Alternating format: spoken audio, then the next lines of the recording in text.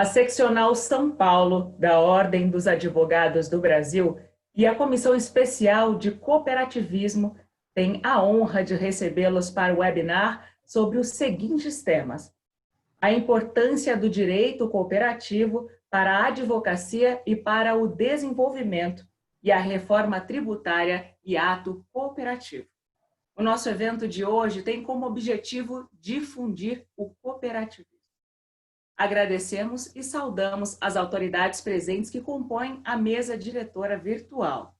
Dr. Caio Augusto Silva dos Santos, presidente da Ordem dos Advogados do Brasil, Seção São Paulo.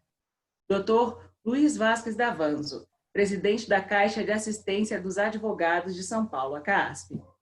Dr. Ronaldo Gaudio, presidente nacional da Comissão do Cooperativismo, mestre em Direito Econômico e Desenvolvimento e MBA em Business Law. Dr. Luiz Augusto Braga Ramos, presidente da Comissão Especial de Cooperativismo e conselheiro estadual da OAB São Paulo.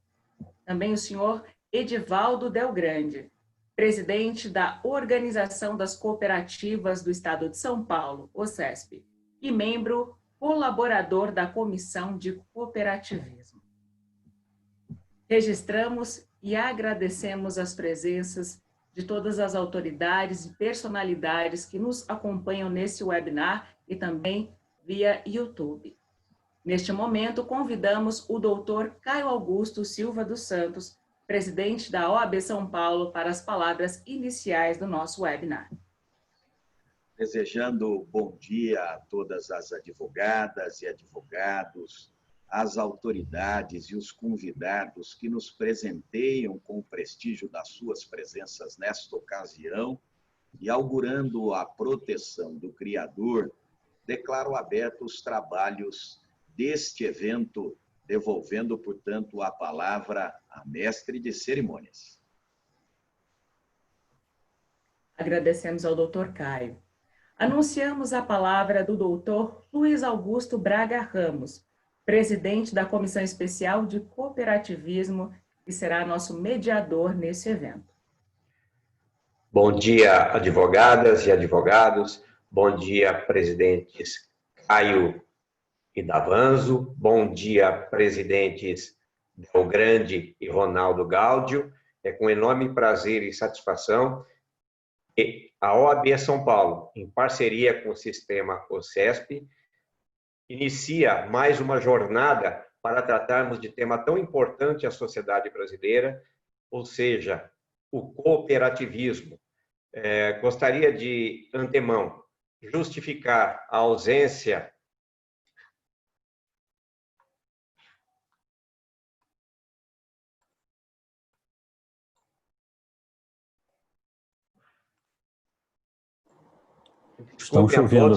Desculpe a todos, deu um problema no áudio aqui, isso é normal, tá? Vou repetir a minha fala.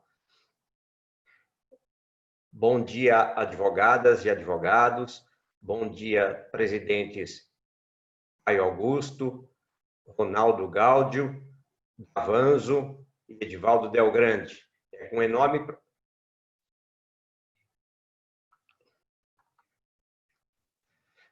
com enorme prazer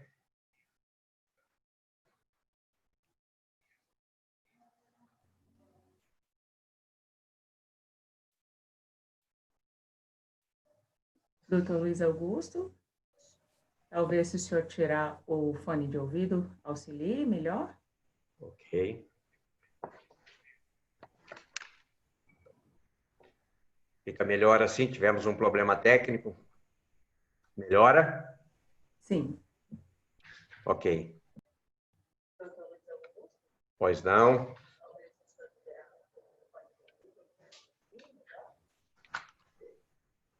Estamos ouvindo o presidente Luiz Augusto. Pode prosseguir. Pois não. Melhor. Então, aí, enaltecendo a todos os que nos ouvem e que nos veem, tá? Quero agradecer a participação de todos, quero agradecer a... Estamos com problema de retorno aqui.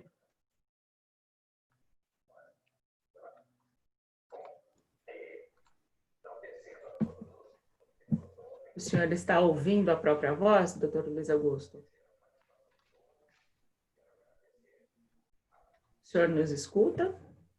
Sim, sim. Sim. Talvez esteja ouvindo a própria voz, é isso? Tem Sim, outro sim. dispositivo, tem outro dispositivo ligado que Não, esteja logado no nosso... não. Bom, nós Não, só conseguimos estou com o ouvir. computador. Escuto perfeitamente. Mas nós Tá. também ouvimos bem, presidente Luiz Augusto. O senhor está com... Talvez o senhor esteja com a janela do YouTube aberta. Talvez esteja dando esse retorno de áudio. Caso o senhor esteja com o YouTube aberto. Se o senhor quiser prosseguir com o discurso, nós estamos ouvindo perfeitamente o senhor.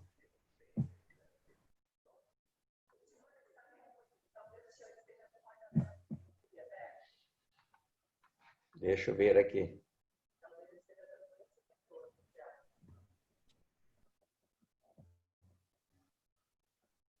Melhorou?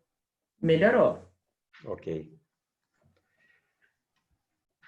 Então, dando continuidade à minha fala, é com enorme prazer que realizamos mais esse evento, através da OAB São Paulo, em parceria com o Sistema OCESP.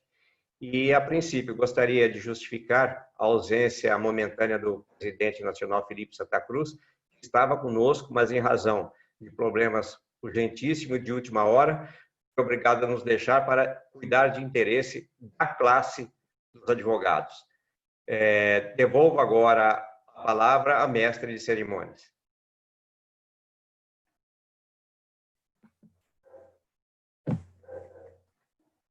Agradecemos ao doutor Luiz Augusto.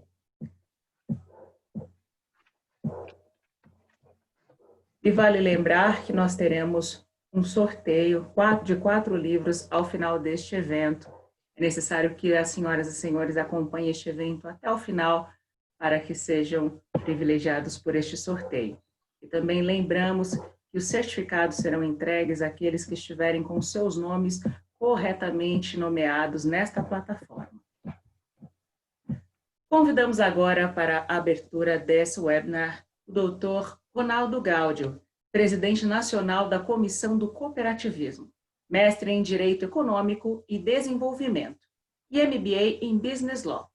Neste ato, representando o doutor Felipe Santa Cruz, presidente da OAB Nacional, que neste momento não pôde estar conosco por outros compromissos profissionais. Ele falará sobre o tema a importância do direito cooperativo para a advocacia e para o desenvolvimento. Com a palavra.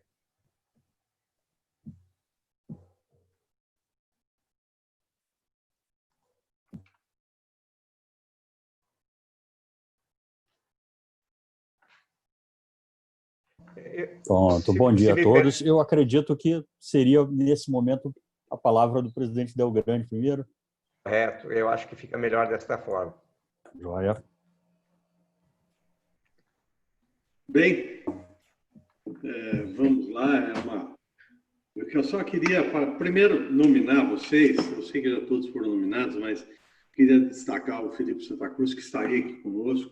Evidentemente que se ele não tivesse tido problema, estaria. Só o fato da intenção dele estar aqui conosco, eu acho que já é um grande privilégio, né? Dr. Caio, que é o presidente da OAB de São Paulo, aqui de Bauru, né? Nós já estivemos juntos, é uma honra, Dr. Caio, estar com você aqui na live, é muito importante. Todos vocês são muito importantes para nós. Queria também destacar aqui o Dr. Luiz Augusto Ramos, né? O Braga Ramos, queria te destacar aqui que pegou, né, essa comissão, uma comissão importante. Eu acho que o cooperativismo é algo bem relevante para todos nós. O Ronaldo Gáudio, que está aqui conosco, é de dentro do sistema. Então, o Ronaldo sempre, o Gáudio, como a gente costuma chamá-lo, né, com carinho, o Gáudio é uma pessoa, muito, muito integrada e ligada. O doutor Davanzo também aqui conosco. Obrigado por estar aqui conosco. Eu queria, agradecendo a eles, queria agradecer a todos os advogados, a todas as pessoas que estão cooperativistas, não cooperativistas, que estão aqui junto conosco hoje.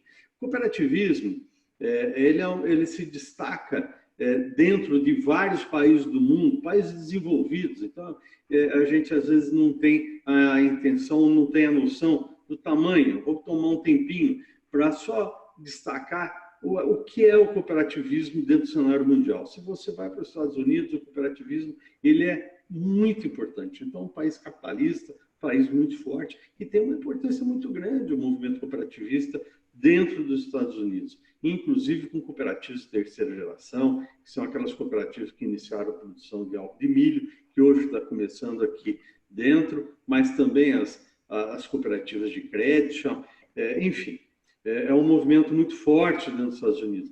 Da mesma maneira, aproveitando esse conflito Estados Unidos-China, a China, dentro da Aliança Internacional Cooperativista, ela tem uma importância muito grande. Então, você vê que dentro dos diversos países, Japão hoje, ele só produz se for cooperativado, principalmente no ramo do agro, né?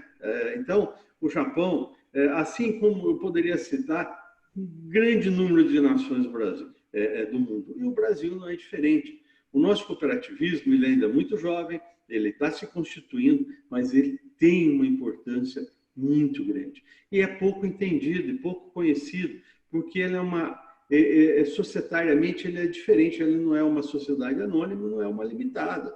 Ele tem uma característica diferente. Por isso a importância dessa aproximação das entidades de representação de classe, que é o CESP, junto à OAB, para que a gente possa, Guto, caminhar com tranquilidade, buscar o entendimento e o conhecimento que a OAB Brasil, a OAB São Paulo tem do movimento para que a gente possa incorporá-lo mais. É um movimento de inclusão social, é um movimento justo, é um movimento que melhora a vida de pessoas.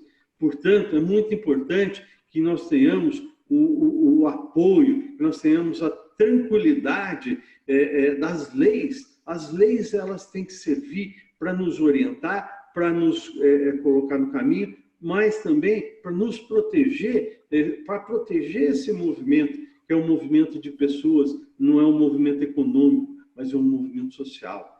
Então, gente, eu queria só fazer essa breve introdução, né? Eu acho que nós temos que falar de direito, mas eu não consigo destacar, até porque eu não sou um advogado, viu, presidente Caio?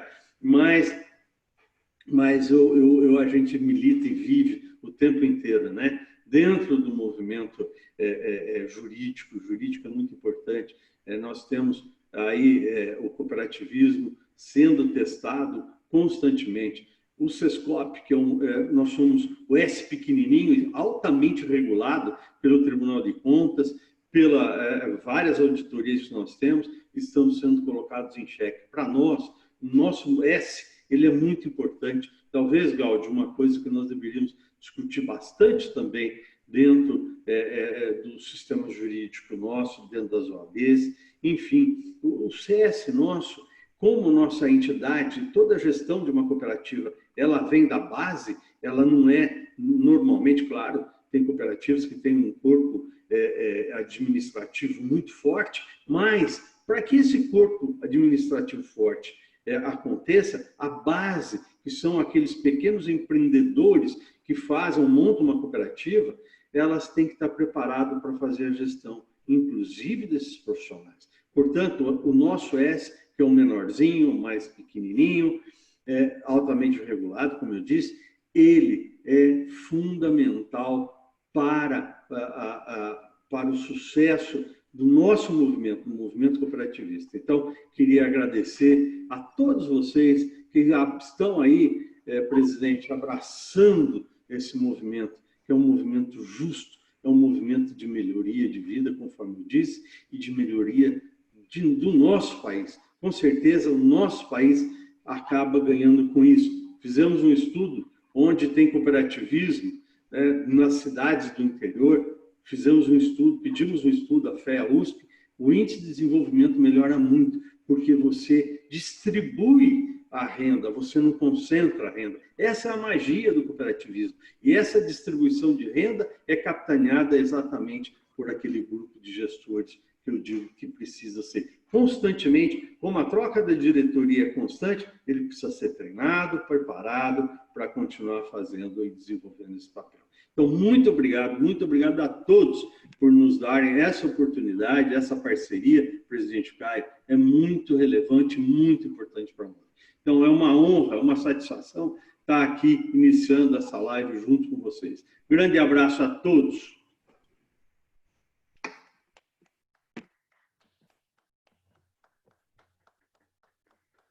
Muito obrigada, senhor Edivaldo, pelas palavras iniciais referente a este primeiro tema. Agora, então, ouviremos o doutor Ronaldo Gáudio, presidente nacional da Comissão de Cooperativismo.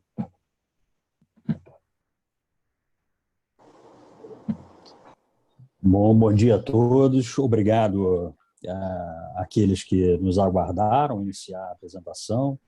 E, como diz um conhecido apresentador nacional, quem sabe faz ao vivo, né? Então, fazer ao vivo gera esse tipo de imprevisto e que nós temos que contornar, enfim. Mas isso, na minha perspectiva, só engrandece a permanência da disponibilidade das instituições do outro lado, interessado, acompanhando. Enfim, então, nesse contexto, eu saúdo a OAB e CARGE, na pessoa de seus presidentes, doutor Caio, doutor Davanzo, pessoas com quem nós temos um convívio fraterno, a despeito de institucional, bastante positivo, pessoas de uma alta abertura, de uma alta receptividade. E o meu colega Luiz Augusto sabe o quanto que, em relação à nossa temática, isso faz toda a diferença, né? Nós estamos aqui tentando ampliar um espaço de diálogo com um tema que, por vezes, além de ser desconhecido, muitas vezes é praticamente que marginalizado. Quem está no front tem bastante esse sentimento quando precisa, vez ou outra, tratar alguma matéria mais específica de direito cooperativo. E aí, efetivamente, essa capilaridade social que a OAB empresta ao tema, ela é fundamental numa estratégia de contorno de problemas típicos que nós temos não só nos tribunais, mas em outras instâncias sociais, como as agências reguladoras, enfim. Então, isso é de grande valia.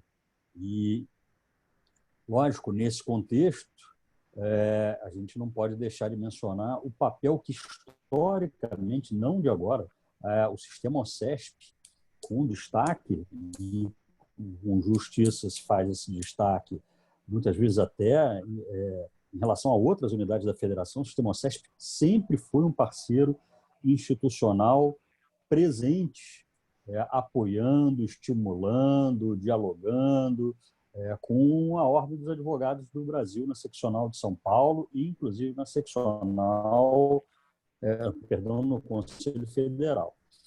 Isso, naturalmente, a gente deve à postura, né, à abertura e à inteligência institucional do seu quadro diretor, especialmente na figura do seu presidente, que aqui nos prestigia, e de seus superintendentes. Isso é extremamente caro. O movimento cooperativista perceber e utilizar, se emprestar da importância institucional de uma OAB, que tem uma avaliação de credibilidade na sociedade em pesquisa, né, em pesquisas repetidas, né, apontando nesse mesmo sentido, é de uma estratégia bastante importante. Quando nós chegamos ao ponto do Conselho Federal dar também esse reconhecimento através da Constituição, pela primeira vez, de uma comissão ampla de cooperativismo, cujo recorte é um fundamento bastante importante para a propagação do direito cooperativo nesses outros setores sociais e para o próprio, muitas vezes, o reconhecimento do direito cooperativo. Não é uma ficção, é fato real, que alguns de nós, advogados, já ouvimos em tribunais, em audiências, em sessões, que direito cooperativo não existe, né? Enfim, Então, é um ambiente inóspito resolver problemas com esse tipo de, como a gente chama de ambiente institucional, né? Do ponto de vista do direito econômico, esse ambiente institucional ele é bastante desafiador, né? Então, a despeito disso, nós temos autores do direito cooperativo que, de longa data, tratam o direito cooperativo da sua autonomia, e não falando apenas de autores como Bulgarelli, Renato Bestro, Romo Frank. Nós temos aí, por exemplo, a própria ministra Nancy Andrighi, relativamente recente, afirmando a autonomia didática do direito cooperativo. Então, essa recepção dada pelo Conselho Federal, eu acredito absolutamente a percepção do nosso presidente Felipe Santa Cruz, representa um significativo avanço para o reconhecimento e a recepção dessa pauta tão importante, não para mim, advogado, não pontualmente para uma outra cooperativa, mas para o próprio desenvolvimento nacional. Essa relevância diferencial da vocação das cooperativas para a geração de patamares superiores de desenvolvimento não é algo da nossa, simplesmente do nosso anseio, mas é algo fundamentável do ponto de vista científico, já reconhecido, por exemplo, por Joseph Stiglitz, Nobel de Economia, pela própria ONU, que insere a cooperativa como uma das estratégias para atingimento dos Objetivos de Desenvolvimento Sustentável até 2030, enfim. Então, o contexto que justifica o cooperativismo não está simplesmente restrito à sua importância acadêmica, mas, sobretudo, à sua relevância para a geração de desenvolvimento socioeconômico e sustentável.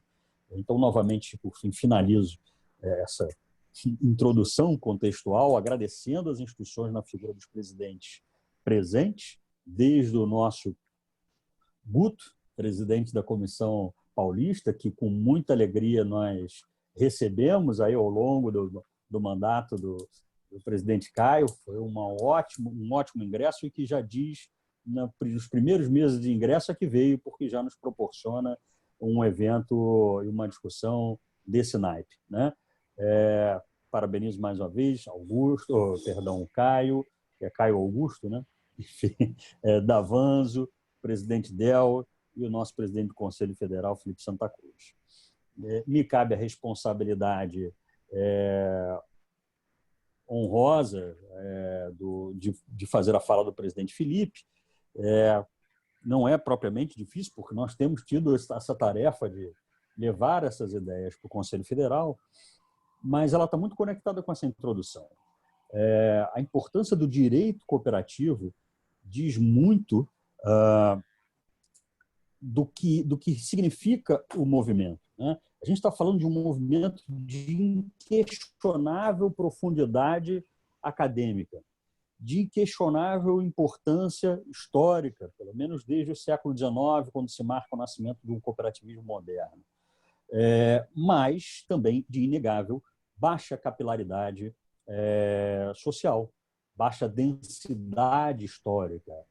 Se nós entendermos que o cooperativismo representa um modelo econômico, essa é uma das várias abordagens, se não um sistema econômico intermediário, e a comparar com os modelos econômicos, seja aquele de estatal, né, controlado pelo Estado, como regime socialista, seja nos países onde a ordem econômica se baseia na livre iniciativa, nós estamos falando de um modelo econômico não hegemônico, né? Isso não diminui a sua importância, mas o fato dele não ser hegemônico conduz a um desafio natural dele ser pouco conhecido ou ter menor capilaridade em outras instâncias sociais. Nós fomos todos forjados a pensar a atividade econômica dentro do método, dentro do modelo que nós vivemos, que é o modelo capitalista, né? Eu diria que, se eu transportasse isso por uma questão de formação, nós fomos forjados a pensar em termos da nossa empresa, sermos funcionário público, sendo, quem sabe, um autônomo, um profissional liberal, mas jamais passou pelo nosso cardápio a opção de ser um sócio de uma cooperativa. Pelo menos ela não foi apresentada a nós como essas outras opções se apresentam, seja ao longo da nossa formação, na escola, na universidade, ou até mesmo no nosso convívio social, né? Então, é natural esse desafio do desconhecimento, né? E aí, trazendo para nós, para nossa área, para o direito cooperativo, eu normalmente pergunto nas aulas e afins quem teve uma hora, pelo menos, na graduação sobre direito cooperativo. E ninguém levanta a mão, né? Então, pensem que um movimento dessa dimensão, dessa importância, nós não poderíamos agora falar mais sobre isso, porque isso é um assunto denso, mas dessa importância histórica, dessa densidade, com essa relevância para o desenvolvimento nacional, essa falta de capilaridade, ela tem um preço, né? O Brasil, muito a crédito do sistema OCB, é privilegiado em matéria de direito cooperativo recepcionado na legislação cooperativista. A citar como exemplo a nossa matriz constitucional, que é pródiga para o cooperativismo em relação a outros países, pródiga. Nós temos vetores constitucionais ligados diretamente a direitos fundamentais importantíssimos na Constituição Federal, seja a liberdade de iniciativa cooperativista e a vedação à interferência estatal, ou seja, um cooperativismo livre, não controlado, seja o reconhecimento de que as cooperativas ou a atividade econômica cooperativista precisa de um tratamento jurídico adaptado, na medida em que ela é uma forma estruturalmente diferente de se exercer atividade econômica, ou seja, se reconhece um tratamento isonômico, adaptado, tratar o cooperativismo na medida da sua diferença estrutural, e também, mais do que isso, uma ordem direta e flagrante dentro da ordem econômica constitucional de apoio e estímulo ao cooperativismo. Esses três vetores constitucionais dizem muito da pauta seguinte, que é qualquer iniciativa de se dar o tratamento tributário ao ato cooperativo. Talvez aquele dos pontos mais sensíveis, mais imediatos que a gente sente de uma iniciativa legislativa, de uma iniciativa estatal, é o impacto econômico da tributação, né? E a nossa Constituição impõe esse tratamento adaptado, impõe que se reconheça nas cooperativas uma estrutura econômica diferente e, portanto, a adaptação da norma tributária para que ela não seja desigual, para que ela não seja inadequada e, portanto, inconstitucional. O que nós observamos hoje, ainda, para muitas das atividades econômicas, é um tratamento absolutamente inconstitucional, seja do ponto de vista de tratamento isonômico adaptado, seja do ponto de vista de tratamento favorecido, que é uma ordem constitucional. Se a atividade econômica cooperativa, na sua totalidade, entre a atividade que é exercida pela cooperativa, em nome da cooperativa, mas no interesse do cooperado, no interesse do trabalho do cooperado ou do consumo do cooperado, gera uma tributação repetida, cooperado, cooperativa, ou com uma carga superior ao exercício de uma atividade capitalista, a primeira das inconstitucionalidades é o tratamento desfavorecido, um tratamento que desestimula, isso flagrantemente é inconstitucional. Mas, além disso, né, nós não temos simplesmente uma ordem constitucional de tratamento favorecido, que nós poderíamos invocar, certamente, mas temos uma ordem de tratamento isonômico, né, ou seja, um tratamento adaptado. E isso também é fundamental em qualquer pauta do cooperativismo, sob pena de se perder todas essas vantagens que se espera de geração de desenvolvimento por parte das cooperativas, né? Então, é fundamental que o direito cooperativo conquiste os seus espaços nessas instâncias sociais. Nós, do direito, sabemos que o direito não se faz simplesmente com a legislação. A recepção legislativa, torna a dizer, do cooperativo no Brasil é pioneira. Ato cooperativo, primeiro país do mundo a estabelecer um conceito legal do ato cooperativo foi a legislação brasileira, mesma lei que cria o sistema OCB, né? Então, todo o movimento político em torno da criação do sistema OCB, a ele se acredita essa vanguarda, né? E o Brasil continua na vanguarda legislativa do direito cooperativo. A Lei de Cooperativas de Trabalho de 2012, ela é copiada e inspira já vários países. A nossa Lei Complementar de Cooperativismo de Crédito, idem, embora tenha bebido muito de fontes estrangeiras, segue sendo aperfeiçoada num novo paradigma desde 2019 para as instituições financeiras cooperativas que tanto têm contribuído não só para o desenvolvimento do cooperativismo financeiro, mas para a compreensão do próprio cooperativismo e sua visibilidade. Então, para que se construa um direito seguro, estável, para que esses empreendimentos possam se lançar no mercado com um grau de previsibilidade do seu regime jurídico, uma questão de segurança jurídica, é necessário que as outras componentes de um direito, como a jurisprudência, a doutrina, eles sejam adequadamente trabalhados, porque é muito fácil demonstrar que não é a lei que faz um bom cooperativismo, né? Fosse a lei que fizesse um bom cooperativismo, nós no Brasil não precisaríamos de mais nada, né? Um desses livros que a Comissão Paulista vai sortear tem um estudo claro de países que têm um PIB cooperativo, uma participação mais elevada, proporcionalmente ou em comparação com outros, mais elevada do que o Brasil, por exemplo, e que não tem nenhuma tradição em legislação de cooperativas. Que condicionantes fazem com que haja uma participação maior das cooperativas na atividade econômica daqueles países que têm menos legislação adequada que o Brasil? Então, são todas questões muito importantes e que nós temos muito a desbravar. Nós estamos, em matéria de direito cooperativo, arranhando a ponta de um iceberg, é um campo fértil para discussões nacionais, é um campo fértil para discussões institucionais e, sobretudo, para muita investigação acadêmica. Então, é um motivo sempre muito importante congratular, parabenizar, reconhecer quem abre espaço para essa pauta, né?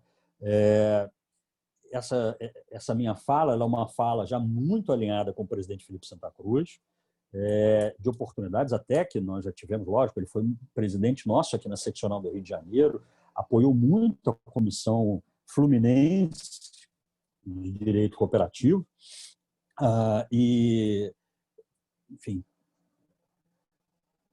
já tivemos algumas oportunidades de ter esse tipo de discussão, e ele coloca o Conselho Federal absolutamente à disposição do movimento cooperativista, sobretudo na instituição Sistema OCB, para fortalecer os argumentos e, sobretudo, abrir os canais de sua influência para capilarizar e defender as pautas que estão consolidadas como adequadas em todo esse processo que o sistema faz de divulgar, discutir e legitimar as suas propostas.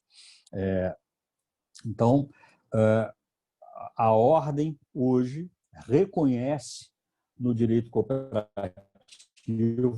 uma ferramenta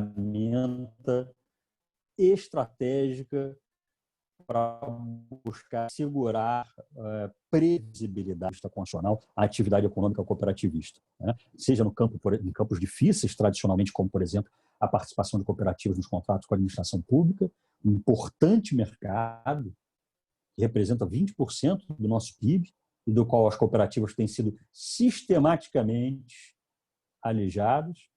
E é importante que não se tenha ilusões em relação a essa expressão sistematicamente. Nesse caso, não seja simplesmente um desconhecimento, se seja muito oportunismo dos demais agentes econômicos não cooperativistas. Nós não podemos ter a inocência de que os grupos de interesse se mobilizam para disputar mercado, e nessa seara vale quase tudo, né? A turma costuma bater da cintura para baixo, inclusive, para usar uma expressão mais coloquial, mas as cooperativas não são alijadas simplesmente das licitações por um histórico de problemas com fraudes ou por uma incompreensão legislativa. Então, a ordem já se colocou à disposição para colaborar nesse sentido. Essa é uma luta histórica de nós que fazemos parte do Sistema OCB. O Sistema OCB recente fez uma importante reunião com o Tribunal de Contas da União, dando passos importantes para a revisão da súmula 281. Isso é de fundamental importância. Pauta tributária, que nós vamos falar um pouco mais adiante, né? A regulação não se regula a atividade econômica cooperativista da mesma maneira que se regula uma atividade econômica capitalista, não é?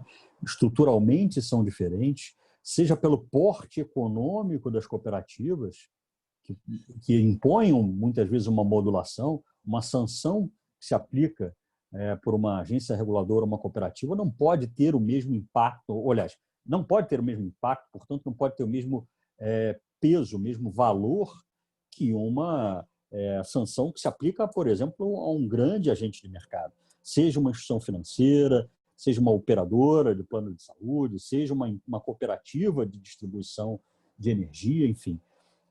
Se nós estratificamos sanção no mesmo patamar econômico, nós vamos ter também um tratamento não isonômico, porque o impacto, o caráter punitivo sempre vai sempre vai pesar muito mais numa atividade econômica de menor porte e que é conduzida essencialmente por trabalhadores e por consumidores sócios de uma cooperativa.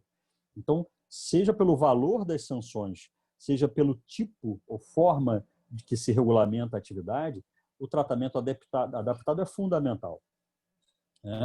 Esse é um eixo central que nós precisamos analisar para todo o regime jurídico das cooperativas. No que ela é diferente e em que medida essa diferença impõe um tratamento adaptado, seja ele regulatório, seja trabalhista, consumerista ou até mesmo o tributário. Então, isso se faz com diálogo institucional. A gente sabe que muitas coisas não se resolvem apenas com o legislativo. É importante a compreensão e adequada aplicação da lei, mas isso se faz também com o que vocês hoje propuseram, que é ampliar o diálogo, propor a inserção da pauta, e ela vai acontecendo nas instituições. O presidente Delgrande mencionou também os contadores, os conselhos de contabilidade precisam, nós sabemos o quão importante é uma escrituração contábil adequada, ela não é igual, todas as normas técnicas de contabilidade cooperativa são específicas, não se faz contabilidade cooperativa da mesma maneira que se faz de uma empresa capitalista. Então, essa capilaridade, bem lembrada hoje pela manhã, é fundamental em outras profissões. É difícil supor, eu faço uma brincadeira, eu me formei talvez pela universidade aqui, pela Faculdade de Direito, que mais produz concursados no nosso estado, a Universidade do Estado do Rio de Janeiro. Então, eu, a título de brincadeira, lógico, no fim pedagógico, digo, fato real, mas eu digo que eu tive uma aula de direito cooperativo em toda a graduação. Uma aula de direito do trabalho, um excepcional professor de direito do trabalho, e a aula dele foi, vejam a minha régia formação em direito cooperativo. Abre aspas, há muitas cooperativas de trabalho praticando fraude contra as cooperativas, fraude à relação de trabalho, nas terceirizações, mas o Ministério Público tende a acabar com elas, fecha aspas. Essa foi a minha régia formação em direito cooperativo. Então, avaliem bem. É a universidade que, em princípio, mais tem egressos no funcionalismo público, nos principais cargos, seja o Ministério Público, sejam as procuradorias, sejam as empresas públicas, e no judiciário também. Então, qual é a nossa expectativa de ter uma boa aplicação do direito cooperativo, ou ainda que seja uma boa compreensão do que está positivado em termos de cooperativismo? Qual é a nossa expectativa de um bom resultado? Se essa lacuna é tão gritante. Então, é uma tarefa que cabe especialmente, e eu me incluo nisso, a nós que somos já carimbados como integrantes do movimento cooperativista. Eu ingressei no cooperativismo como gestor de contratos em cooperativa de trabalho, por acidente virei presidente de uma cooperativa de crédito, hoje sou conselheiro de uma cooperativa de crédito, conselheiro de administração. Então, eu entro no cooperativismo, como eu costumo dizer, acidentalmente. A maioria somos cooperativistas acidentários, Mas, ao longo da minha trajetória, eu tive o interesse e até a necessidade de aprofundar, do ponto de vista técnico, acadêmico, essa temática. Mas se nós formos contar com essa sorte ou com esse azar, nós vamos produzir muito pouco. Nós vamos demorar muito a criar um ambiente institucional menos, não é abrasivo que eu ia usar, mas que seja mais amigável, mais favorecido, menos inóspito para o cooperativismo. É necessário que nós paremos de dialogar na nossa bolha do cooperativismo, né? Eu brinco, no nosso fantástico mundo de Bob. A turma mais nova não sabe que desenho é esse, assim, mas no nosso universo paralelo, né? Se para um juiz ele vai me dizer que direito cooperativo não existe, eu vivo num mundo jurídico que para ele não existe, não é? Então esse desafio ele é fundamental. Nós, advogados do cooperativismo, temos uma dura tarefa que, se nós não realizamos, é importante para o movimento que nós realizamos o quanto antes, mas uma dura tarefa que é pedagógica. Nós temos que ter muita responsabilidade com as nossas teorias, com os nossos conceitos, muito rigor nos conceitos que nós usamos, e esse é um dos problemas, inclusive para se definir o regime tributário das cooperativas, e nós temos que suprir da maneira que é possível no front esse tremendo gap de conhecimento, essa tremenda lacuna. Imaginem num judiciário absolutamente inflacionado por bater meta, por ter que extinguir processos de que maneira for. Você tem um generalista, sem um demérito, mas para não ser talvez tão incisivo, mas um não conhecedor de direito cooperativo, muitas vezes do básico do direito cooperativo, tendo que decidir sobre um conflito no âmbito de uma cooperativa, né? Então, se eu tenho um cooperado de uma cooperativa de consumo, sócio, dono daquela empresa, depois a gente analisa, a gente vai ter um pouquinho de tempo para fazer essa análise estrutural para fins tributários, mas não é um consumidor de mercado, não é um consumidor eventual, um consumidor de balcão. É alguém que se tornou dono da empresa da qual ele vai consumir. E só se tornou dono dessa empresa por conta do seu interesse econômico de passar a consumir através daquela empresa. Então, vamos pegar um supermercado, que seja uma cooperativa, vamos pegar uma cooperativa habitacional ou uma cooperativa financeira, como tantas hoje são conhecidas. O dono de uma cooperativa de crédito, cooperado, como nós chamamos erradamente, associado de uma cooperativa de crédito, e não é simplesmente um correntista de um banco. Ele é também o dono daquela instituição financeira. Aí nós já temos talvez o principal dos paradigmas do modelo econômico das cooperativas. O direito adequado a essa relação jurídica não é o Código de Defesa do Consumidor. Ele não é per se o Código de Defesa do Consumidor. Nós estamos falando dessa coisa tão mitificada indevidamente, que é o ato cooperativo, que tem tanta relevância na tributação. O regime jurídico é o regime jurídico do ato cooperativo. E o que é? Qual é o regime jurídico do ato cooperativo? Olhem a perplexidade. Eu sei que eu perguntando isso, mesmo para advogados militantes, essa é uma pergunta a ser respondida. E nós precisamos responder, porque senão nós não geramos estabilidade para essas, e vou usar uma expressão proposital, empresas que é inconcebível se lançar numa atividade econômica sem ter certeza, um mínimo de previsibilidade razoável de que o regime jurídico dela, apropriado a ela, vai ser aplicado, seja em relação a relações de trabalho, seja em relação a relações de consumo, seja em relação à tributação, entre tantas outras relações jurídicas que as cooperativas estabelecem. Então, há um tribunal, o Superior Tribunal de Justiça sumular, que nas cooperativas habitacionais, por exemplo, se aplica como direito adequado o Código de Defesa do Consumidor. Isso é um sintoma muito ruim. Nós temos ainda a jurisprudência claudicando em outras atividades de consumo cooperativista, como nas cooperativas financeiras, nas cooperativas de consumo de uma maneira ampla, nas cooperativas de consumo de energia, distribuição e consumo de energia.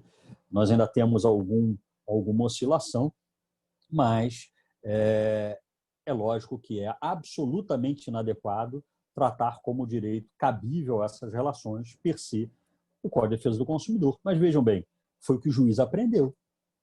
Quando o juiz vê alguém num balcão de uma farmácia entregando dinheiro e levando mercadoria, ele vê um contrato de compra e venda. Ele vê o Código de Defesa do Consumidor regendo aquela relação. Aos olhos de um juiz, até porque a externalidade que o juiz pode perceber não vai expor esse diferencial, mas pouco ele vai ter condição de perceber que aquele ali é um sócio, dono do empreendimento, que ele, na verdade, participou dos custos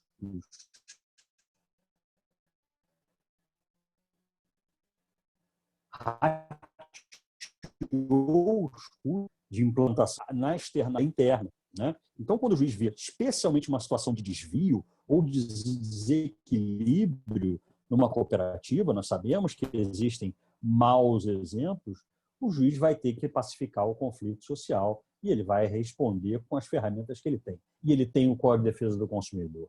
Ele não tem um livro sequer na biblioteca do tribunal tratando de ato cooperativo ou de direito cooperativo. Então, é uma convocatória importantíssima na nossa advocacia, mas para o desenvolvimento nacional, tratar essa questão nessa dimensão.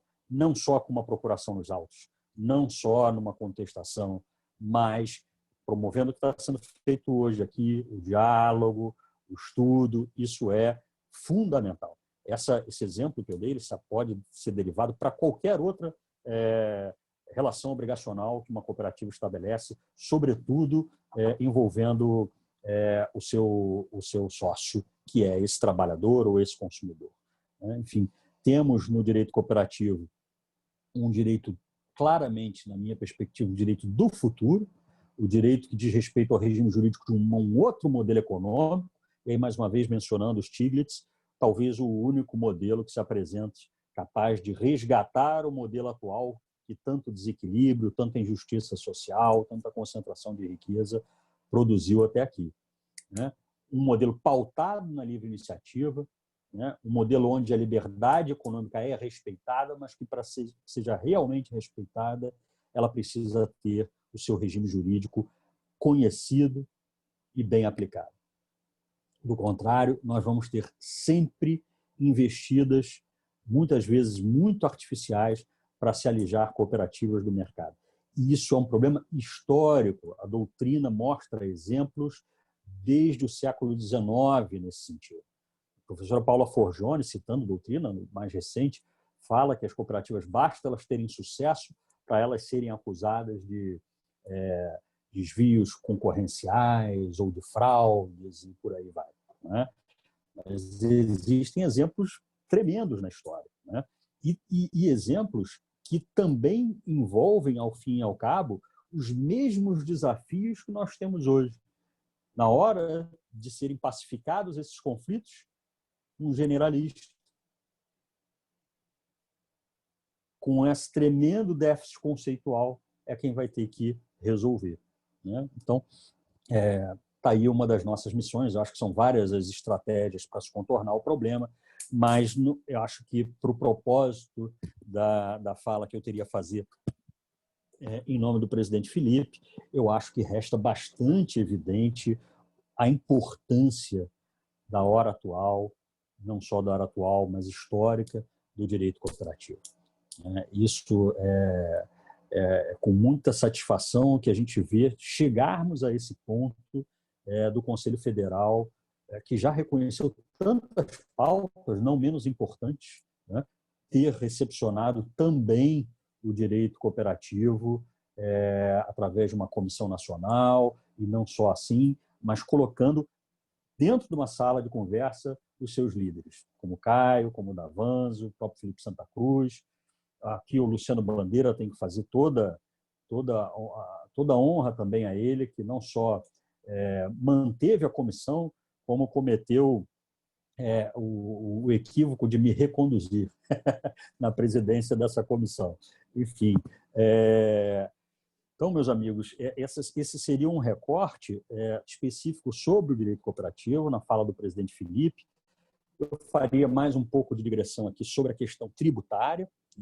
Eu não sei se alguém gostaria antes aí, o Caio, Davanzo, Guto, fazer alguma ponderação ou trazer alguma colocação nesse recorte antes de eu avançar.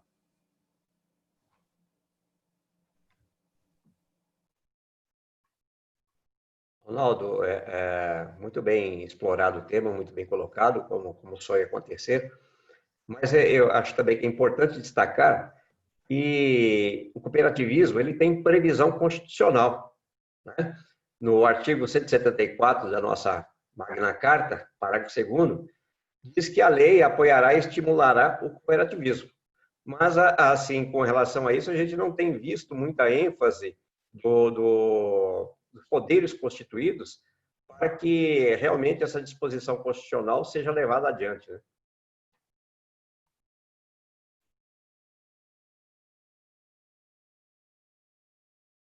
Gente, com certeza. Esse dispositivo da Constituição ele é bastante eloquente, ele não é uma palavra vazia, né?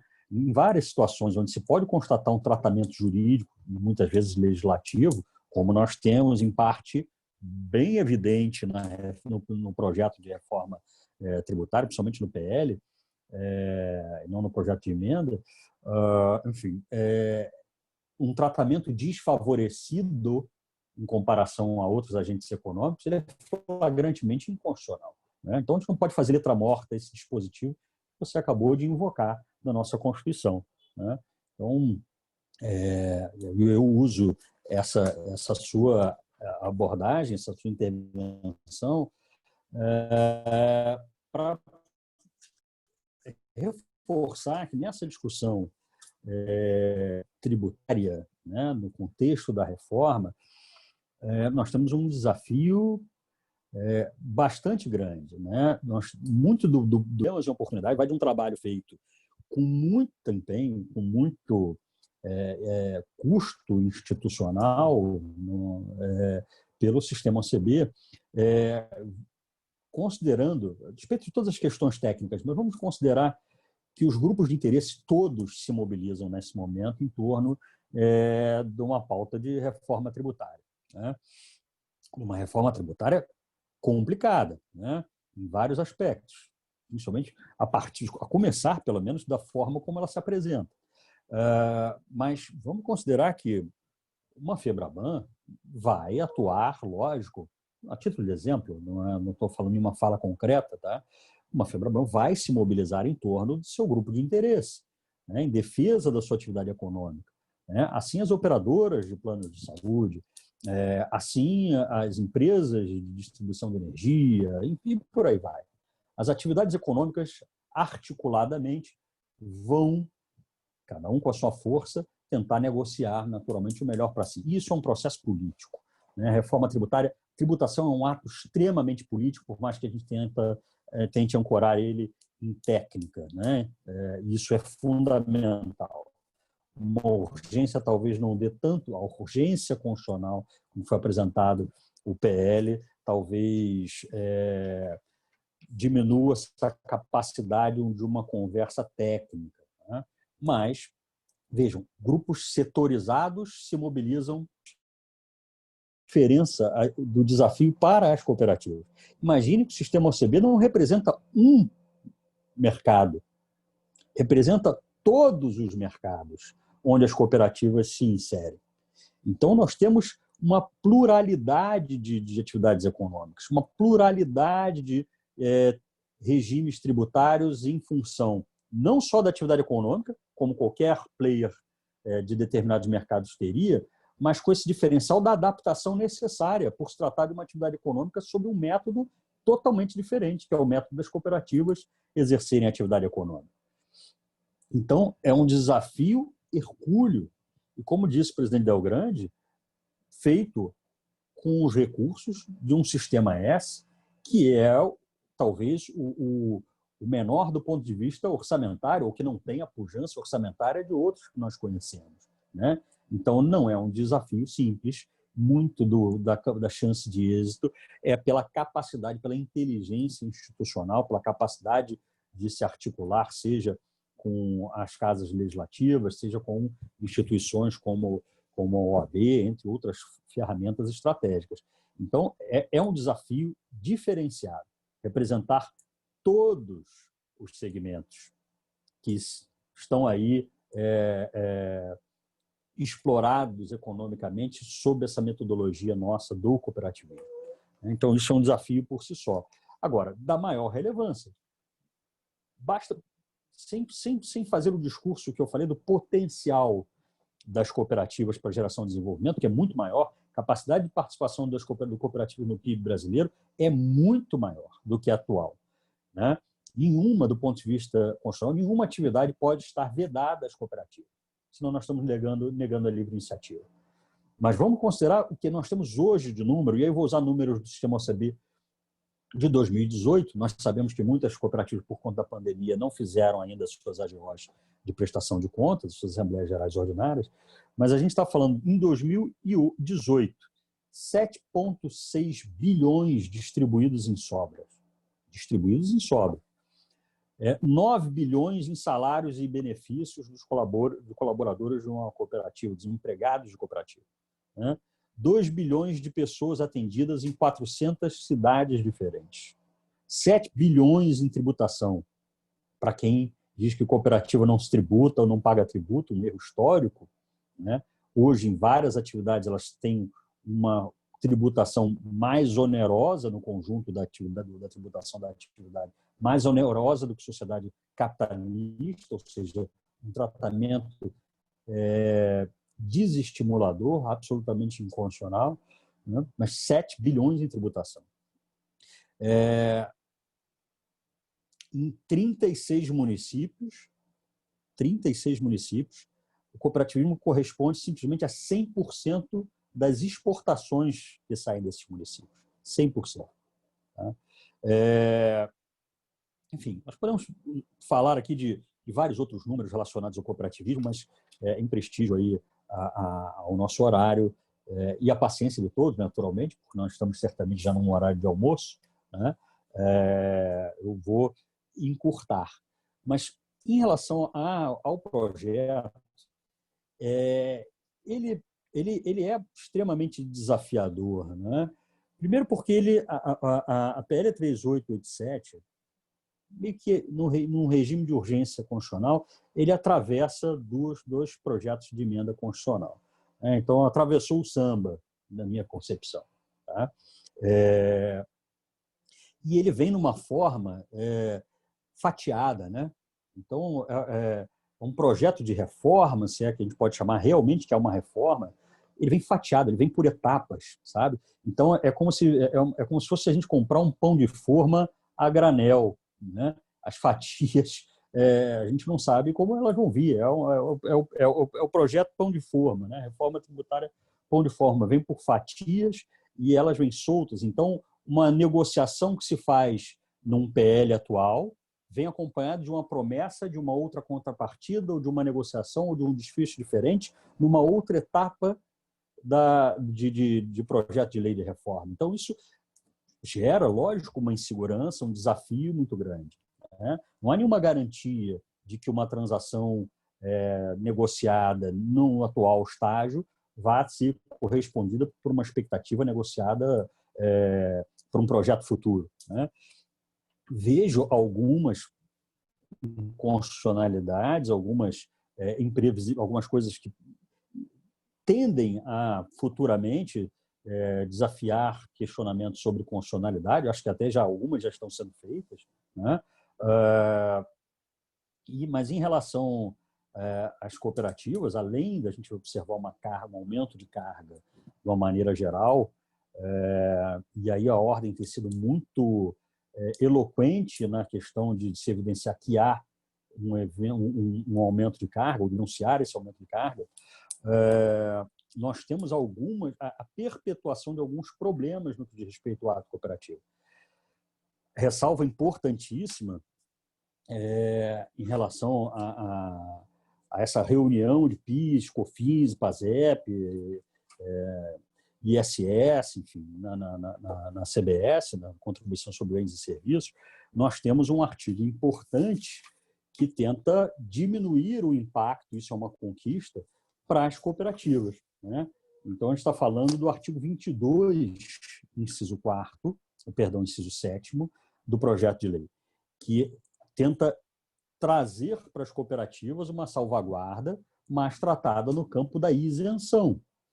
É importante, é vantajoso que não haja um impacto econômico, mas dentro de uma abordagem técnica, de coerência, o sistema OCB também, e a doutrina, boa doutrina, eu usaria dizer boa doutrina, por quem realmente é estudioso da tributação das cooperativas, ele é inadequado dentro da perspectiva de que se quer não é um favor do Estado em relação às cooperativas.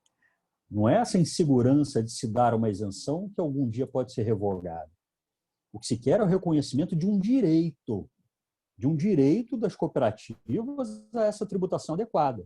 E o que hoje nós temos, se nós falamos que as cooperativas organizam a sua atividade econômica num modelo próprio, diferenciado, a fórmula criada pelo legislador para uma atividade capitalista não se amolda, não se adequa, né? Isso, lógico, pode ser explicado em maior riqueza, em maior profundidade, mas nós estamos falando de alguns tributos que não vão incidir, porque não se encaixa, né, a hipótese prevista na lei com o fato gerador, né? Então, nós temos um regime tributário onde vários tributos não devem incidir na cooperativa por uma questão de não incidência, por simples, não por um favor do Estado em não tributá-las, né? Isso gera muita insegurança e isso permite, inclusive, um certo nível, perdão pela expressão, de assédio do Estado em cima do movimento, porque na medida em que você vai trazer um benefício, você senta para negociar. Você não dá um tratamento na base do direito, que é o que o cooperativismo espera, né? Mas, lógico, que num ambiente historicamente inóspito, como o tributário, de incompreensão, como nós estamos dizendo até aqui, tentar assegurar ao menos um tratamento no campo da isenção é uma vantagem, ou diria uma expressão ruim, menos pior, né? Mas há também um artigo interessante no projeto, o artigo 4º, que ele fala, tanto em relação à isenção, mas também em relação à não incidência, que o descumprimento de condições para se reconhecer isenção e não incidência, o descumprimento dessas condições desafia penalidades, responsabilidades, além do próprio tributo, né? Então, no caso das cooperativas, se a gente sustenta que as cooperativas não são tributadas em relação a vários tributos, não todos, naturalmente, mas aqueles que não se encaixam na hipótese de incidência tributária, aqueles que estão no campo da não incidência é uma condição natural, ou seja, então, por mais que se trate cooperativa legislativamente com uma isenção ou de outras maneiras, nós vamos continuar podendo nos socorrer das teses ou da demonstração de que a gente não está falando de uma hipótese de incidência praticada pela cooperativa no exercício, para vários tributos, no exercício da sua atividade econômica. Eu vou traduzir isso em exemplos concretos para a gente tornar isso mais tangível. Mas, se a lei diz que pode haver penalidades, responsabilidades, além da própria tributação, no caso de não cumprida uma das condições de uma não incidência, o que a gente pode traduzir é que se a cooperativa, no plano real, não se comporta, no plano concreto, como uma atividade econômica de cooperativa, a gente pode sim tributá-la. Talvez a gente esteja trazendo para o campo tributário, isso é importante trabalhar essa ideia, na minha percepção, algo que a CLT faz com o contrato realidade e algo que o Código de Defesa do Consumidor faz com a hipossuficiência. Ou seja, se na prática eu tenho uma situação de vulnerabilidade, se na prática eu tenho uma relação concretamente, uma relação jurídica que seja de vínculo de emprego, eu vou sim aplicar o regime jurídico condizente, né? Então, parece que aqui a gente tem, eventualmente, no caso de a cooperativa não praticar um fato gerador da tributação, se isso for desviado, um desvio de finalidade ou a organização da atividade econômica da cooperativa não estar na prática sendo efetivamente uma atividade econômica cooperativista, a gente pode ter eventualmente aí sim a evocação da realidade dessa atividade econômica para fins tributários, né? Então isso é importante de se tratar, mesmo no campo dessas isenções. Vamos imaginar que a gente tem uma cooperativa de qualquer atividade, qual que seja, e eu vou falar, por exemplo, do crédito, que é mais seguro eu falar do crédito, participo ali mais internamente do movimento, mas na hipótese não esperada de uma cooperativa de crédito, que é bastante regulada, bastante supervisionada, não se comportar efetivamente como uma cooperativa, a gente poderia dizer que a administração pública poderia afastar as isenções que estão sendo reconhecidas a elas, assim como as operadoras de planos de saúde, odontológicos, enfim. Então, esse artigo 4º é um artigo que a gente ressalta como um artigo para uma boa análise, uma análise cuidadosa, um estudo adequado. Passe ele ou não, porque do ponto de vista de estudo, ele pode ser uma ferramenta importante, né? Bom, enfim, seguindo nessa questão da análise da reforma tributária, eu volto para a questão dos desafios. A gente falou dos desafios de conhecimento, enfim, né? Mas a gente tem um outro desafio. Eu vou problematizar essa questão, que é a questão conceitual do ato cooperativo, para propor uma outra abordagem.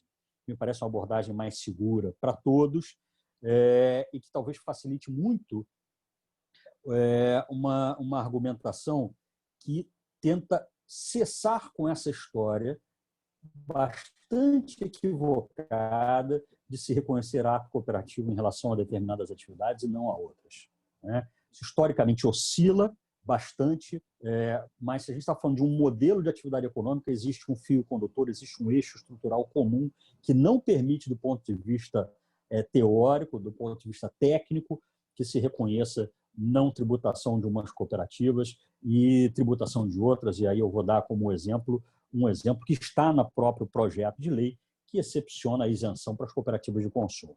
Algo que, do ponto de vista lógico, político, de pressão, a gente sabe, como eu falei, o ato de estabelecer uma lei tributária, por mais que tenha que ser técnica, ela é eminentemente política. É onde vem grupos de interesse, né? Enfim. Então, a despeito do que faz o PL, de tentar excluir as cooperativas de consumo, isso não absolutamente, do ponto de vista constitucional, é absolutamente inconstitucional, né? Até porque, torna a dizer, em relação à atividade econômica das cooperativas, nós estamos eminentemente na tributação da PJ cooperativa, no campo da não incidência e não no campo da isenção. O ministro Fux, quando era ministro do STJ, chega em um de seus acórdãos-chave a mencionar leis revogadas que tratavam a tributação da cooperativa no campo da isenção. Então, depois eram revogadas e aí se entendia, a Fazenda Pública entendia que deveria tributar porque estava revogada a isenção. Tudo que não se quer. E o ministro Fux, num acordo emblemático, fala que não se tratava a rigor de uma isenção, mas, na verdade, de uma não incidência com uma previsão pedagógica ali na lei, para se deixar claro, mas que imprecisamente era chamado de isenção quando não era um caso de isenção, era um caso de não incidência, né? Então, nós vamos continuar tendo a argumentação da não incidência para defender até onde for, mas se ancorar uma nova discussão, um marco econômico adequado, para se entendendo o perfil econômico da cooperativa, para se entender que a sua tributação deve ser ajustada, conformada, é uma questão fundamental. E aí entram várias dificuldades. A primeira dela é da confusão, a primeira delas que eu vou citar é da confusão em torno do conceito de ato cooperativo, né? O ato cooperativo constitui, já de longa data, o cerne, o núcleo principal de um direito cooperativo. Ele diz respeito ao regime jurídico obrigacional principal das cooperativas nas suas atividades econômicas. Aquelas atividades econômicas que a cooperativa exerce através do seu cooperado, atividade de consumo do seu cooperado, atividade de trabalho do seu cooperado, né? Professor Rui Namorado, importante doutrinador conhecido por nós do setor, doutrinador português, ele fala, a Europa não importou ainda em lei o ato cooperativo, embora a doutrina já esteja trabalhando com o ato cooperativo, ou seja, é uma construção latino-americana que ainda não atravessou o Atlântico. O professor Rui Namorado, ao reconhecer a importância dessa modalidade obrigacional chamada ato cooperativo, não é a modalidade obrigacional que nós aprendemos na faculdade, locação, compra e venda, né? Entre tantos outros, leasing, mandato, depósito, é uma figura obrigacional própria. Olhem o tamanho da perplexidade, presidente Caio e presidente Davanzo, né? Todas essas várias atividades econômicas exploradas por uma cooperativa não se aplica a nenhuma das modalidades contratuais que nós aprendemos. Como vai tratar isso com segurança? né? Então, o professor Rui Namorado fala, em relação à Europa, que o ato cooperativo é uma ausência. Não está previsto na legislação europeia, uma ausência que confunde, né? No Brasil, pioneiro em incorporar na lei o ato cooperativo, segundo país foi a Argentina, nós já fizemos tanto malabarismo com o conceito de ato cooperativo que, ao fim e ao cabo, nós, na minha perspectiva, conseguimos trazer muita confusão em torno do conceito.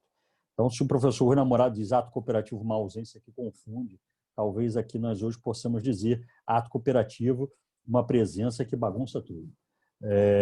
Porque nós ficamos muito ligados à discussão de conceitos e classificações do ato cooperativo. Então, e aí surgem várias classificações, bons estudiosos do tema já consideram essas questões até um pouco superadas, né? Essas classificações. Ato cooperativo se contrapunha, em boa parte da sua gênese, ao ato de comércio, né? Ou seja, era uma forma de diferenciar um ato próprio dos cooperativos com um ato que as sociedades comerciais praticavam, né?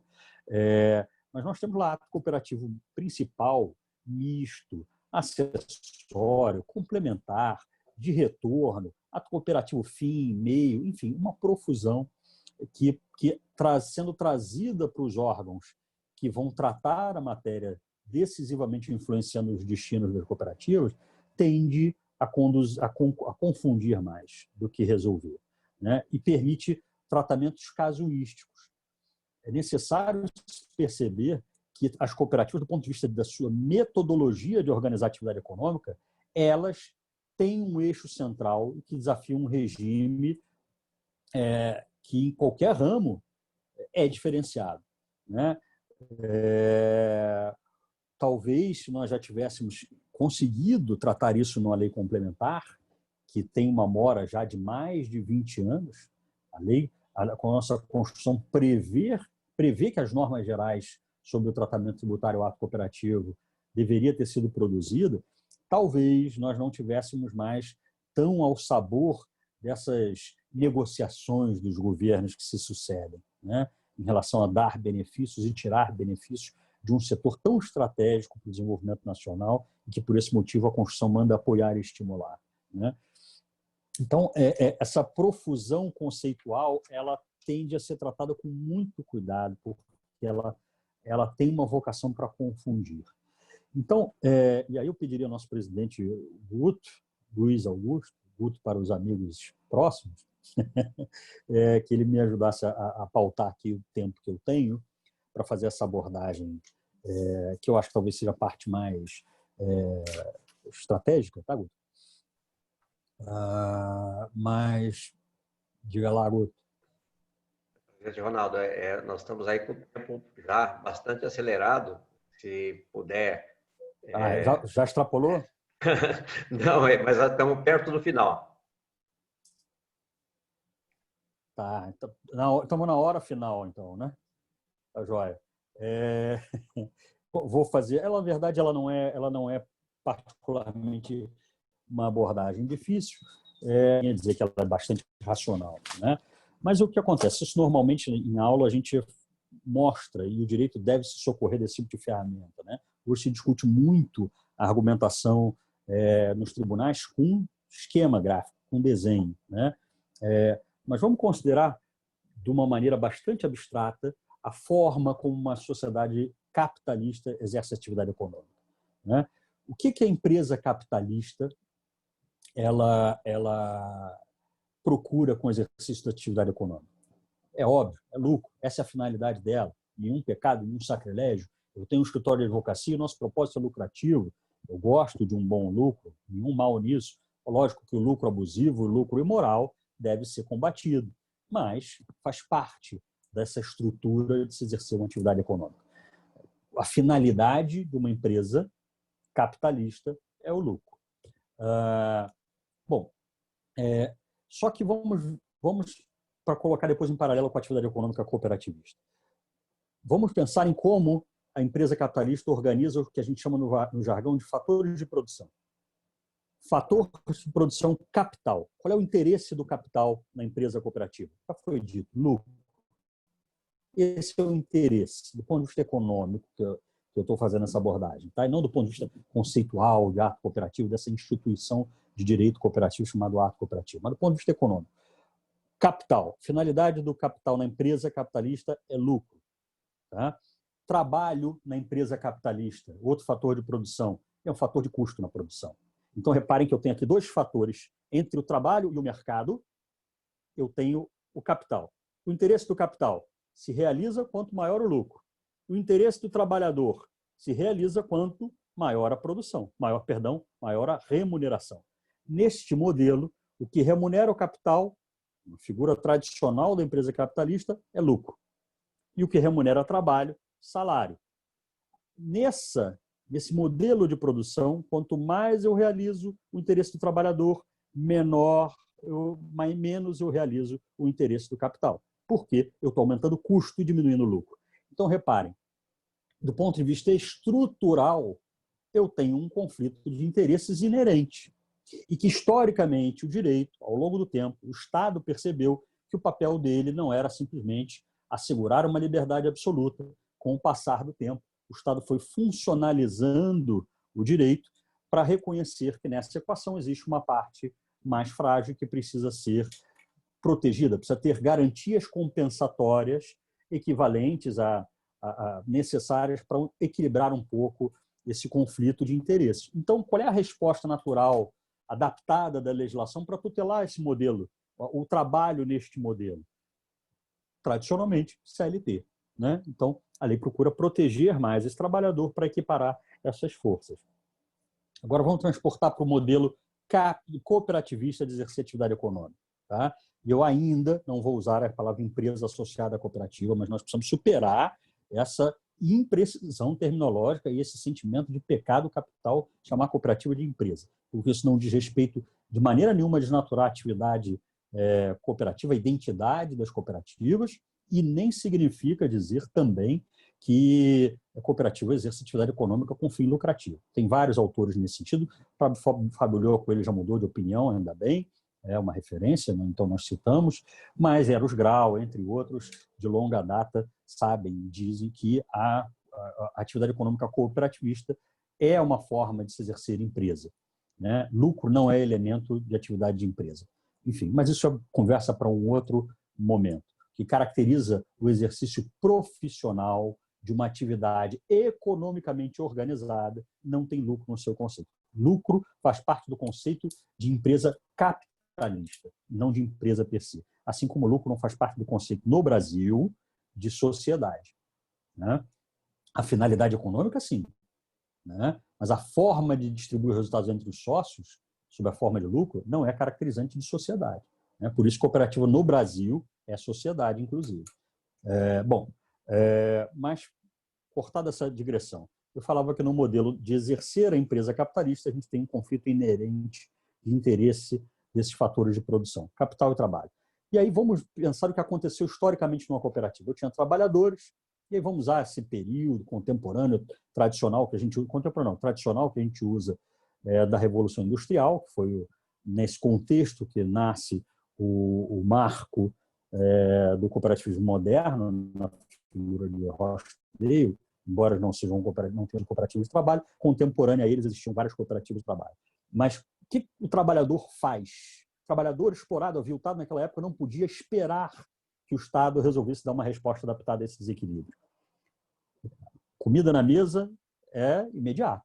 Então, há uma resposta autônoma, espontânea do trabalhador que cria um método diferente de explorar sua própria atividade econômica. O que faz o trabalhador? Se antes aqui nesse modelo eu tinha dois fatores de produção com conflito de interesse, trabalhador aviltado, né? O trabalhador numa cooperativa, qual é o interesse dele? O mesmo, melhor remuneração possível pelo mesmo trabalho. Né? Só que ele assume a propriedade dessa empresa. Ele vira também o dono do capital. Ele se junta com outros trabalhadores que têm esse mesmo interesse de melhor remuneração e vira ele o dono da empresa. Mas, além disso, essa empresa para de ter interesse próprio, interesse econômico próprio. Ela não tem mais finalidade de lucro. Toda a estrutura dela é voltada para prestar serviços não ao capital, mas prestar serviço a esse trabalhador que é dela o dono. Isso é uma quebra de paradigma. Isso é uma mudança estrutural gritante nas cooperativas. Então, o trabalhador não está mais em conflito de interesse, ao contrário. A sociedade é criada para prestar serviço a ele.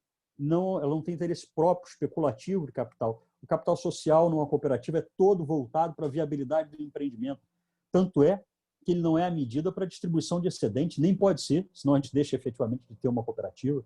Né? A distribuição dos eventuais excedentes de uma cooperativa é quanto cada um daquele trabalhador trabalhou, é quanto que cada um deles contribuiu para a geração daquele excedente. Então, reparem, o capital não tem mais interesse próprio. A cooperativa, essa sociedade não tem mais o interesse lucrativo de distribuir resultados ao investidor, a quem já tinha mais dinheiro para ser o proprietário, e sim ao trabalhador. Então, é um paradigma. Do ponto de vista econômico, aquele conflito de interesse estrutural deixa de existir. É lógico que o conflito de cooperado e cooperativo existe, onde há duas pessoas de existência diversa, o conflito vai se instalar. Né? Mas a forma de solucionar esses conflitos são diferentes, porque estruturalmente a relação jurídica se estabeleceu em premissas estruturalmente diferentes. Ela não tem como conduzir a um regime jurídico criado para tutelar outro tipo de relação jurídica, onde existe essa simetria de interesses, e existe até uma simetria de poderes. Afinal de contas, qual é o trabalhador empregado que obrigatoriamente é o dono ou um dos donos da empresa? Qual é o trabalhador que obrigatoriamente tem o direito de participar? Ele constitui o órgão de cúpula da empresa, que é a Assembleia Geral de Trabalhadores, vejam bem. É uma Assembleia Geral de sócios que não são sócios investidores, são sócios trabalhadores. Qual é o empregado que tem o direito de eleger o diretor que vai administrar a empresa? Qual é o empregado que tem direito de receber o excedente na fração do seu próprio trabalho? Esses são alguns dos paradigmas que o cooperativismo apresenta e que deixam evidente que nenhum regime jurídico nessas relações pode ser igual ao regime jurídico de uma relação jurídica estabelecida nas premissas capitalistas, onde manda quem pode, obedece quem tem juízo, onde há conflito entre capital e trabalho, enfim. E aí, avançando um pouco mais, essa mesma diferença estrutural vai se revelar nas cooperativas, onde o cooperado, onde esse dono, ele é o consumidor da cooperativa. Né? Se eu sou cliente do Bradesco, a minha relação jurídica é estruturalmente diferente da minha relação com a cooperativa de crédito. Né? Primeiro, a gente pode traduzir esses exemplos em vários setores. Vou fazer uma ainda no trabalho. Vamos pegar a Unimed e a Amil, né? Nenhum demérito a ninguém, nós estamos analisando modelos diferentes. Qual é o médico que, para trabalhar na Amil, obrigatoriamente precisa ser um dos acionistas da Amil? Nenhum. Né? Então, numa Unimed, por outro lado, você só será sócio da Unimed se você for participar da atividade econômica como médico. E você só poderá participar dessa atividade econômica como médico se você for sócio da cooperativa, um dos donos da cooperativa. Se você eventualmente não for, o regime jurídico é outro. É um mero credenciado de uma operadora. Aí a tributação é a tributação mundana que a gente conhece para uma atividade econômica capitalista. Agora, se ele é um dono, se aquela empresa cooperativa monta a sua estrutura empresarial não para gerar lucro para si ou para os seus investidores, mas para gerar remuneração melhor para esse profissional da saúde, ela não tem interesse próprio. O que ingressa de receita, o que ingressa pela remuneração do serviço é do médico, não é da cooperativa. Toda a capacidade contributiva está na pessoa física. Então, talvez aí um projeto sobre um adequado tratamento do ato cooperativo, naturalmente deva reconhecer isso, mas poderia, até para facilitar uma administração pública, a arrecadação, e a um tratamento talvez adequado, que fosse a cooperativa, nesse tributo cabe, em outros isso não seria possível, mas caberia o fenômeno da substituição tributária. Ou seja, se o que ingressa na cooperativa não é da cooperativa, mas é do cooperado, tirando os custos e tudo mais, enfim, todas as questões envolvendo a operação, mas se isso é recurso do cooperado e não da cooperativa, e tem que se tributar na física, a cooperativa perfeitamente poderia ser um regime adequado que ela retivesse como responsável tributário o tributo do profissional liberal, onde a riqueza se concretiza, se consolida e arrecade para esse profissional. Então, existem várias soluções possíveis numa tributação adequada de cooperativa, mas tem que ser adequadas, né? Voltando ao exemplo do consumo, só para não dizer que a gente não analisou o modelo empresarial cooperativista no consumo, mesma coisa numa empresa capitalista e com o consumidor. Se eu sou cliente do Carrefour ou cliente de um banco, eu tenho uma relação pontual, eu tenho uma relação de balcão, de mercado mundano, né? Mas se eu sou o dono também dela, vejam bem, qual é o interesse do banco? Dos bancos brasileiros, que tradicionalmente todos os setores passam mal ou sofrem crise, e os bancos podem até sofrer alguma perda, mas só do ponto de vista teórico, porque só colecionam aumento, né, de lucros. Mas, enfim, para o banco, o interesse dele é lucro. Numa cooperativa financeira, o interesse dela é o melhor serviço financeiro possível ao menor custo possível para o cooperado. Ela não tem interesse próprio ativo. Dentro da matriz teórica desse modelo econômico, assim se faz, né? Então, não existe aquele conflito estrutural. Vamos tirar o máximo de dinheiro desse consumidor, porque nós temos que atender o capital, distribuir lucros ao capital. Ao contrário, eu não tenho interesse de lucro, vamos custear toda a operação, uma economia de custo. Vamos custear toda a operação, o cooperado contribui, inclusive, com bens e serviços, com dinheiro, para viabilizar essa atividade. E o que sobrar, se for distribuído para esse consumidor, não vai ser proporcional ao quanto que ele tinha de capacidade de investimento, vai ser proporcional às operações dele com a cooperativa. Então, mais uma vez, o conflito de interesse estrutural não existe. Se o consumidor, como fator de produção, se o consumo como fator de produção, que é melhor bem e serviço ao menor preço possível, isso não realiza o interesse da empresa capitalista, que é vender a menor quantidade, muitas vezes, de bens e de serviços ao maior preço possível. Então, mais uma vez, as relações são totalmente diferentes do ponto de vista estrutural. O próprio consumidor participa das assembleias, né? Participa da organização da atividade, entre várias outras diferenças estruturais que nós poderíamos dar. Mas, enfim, óbvio que aí a gente está falando também de um regime jurídico tributário diferente, porque a atividade econômica ela é estruturalmente diferente, né? Então, é muito delicado ver o regime tributário do ato cooperativo de consumo tratado para um consumidor de uma financeira, o consumidor de uma habitacional, o consumidor de infraestrutura, não ver adequado para uma cooperativa de consumo de uma maneira geral. Mas, torno a dizer, é muito difícil, isso é um problema histórico do consumo. É muito difícil, porque a gente tem, além da incompreensão, a mobilização dos grupos de interesse. E defender o adequado no cooperativismo é difícil porque você não está representando uma atividade econômica, você está representando todas as atividades econômicas que as cooperativas, onde elas se inserem, né? Enfim, mas eu acho que, na medida da limitação do nosso tempo e dos recursos também, para uma fala sem recurso audiovisual, eu acho que essa diferença estrutural ela consegue ser percebida, né? Como as cooperativas organizam os fatores de produção de uma maneira profundamente diferente do ponto de vista estrutural, as relações jurídicas estabelecidas dentro dela não se organizam sob as mesmas bases. Então, lógico, as relações jurídicas são estruturalmente diferentes e devem conduzir a um regime jurídico absolutamente adaptado, totalmente diferente, sob pena da gente realmente produzir legislação flagrantemente inconstitucional, que só agrada a nós advogados, né? Que vamos ter que discutir isso judicialmente, mas como cooperativistas nós gostamos que a solução seja resolvida e esteja presente sem processos, sem discussões, né? O cooperativo precisa disso para ter estabilidade, previsibilidade e crescer entregando todo o potencial de desenvolvimento que ele está vocacionado para entregar. Meus presidentes presentes, obrigado pela paciência, obrigado pela oportunidade, privilégio muito grande estar com a OAB São Paulo, com a OCESP, mais uma vez, parceiros já de algumas jornadas. É um privilégio muito grande aí poder dar a minha contribuição na presença de vocês.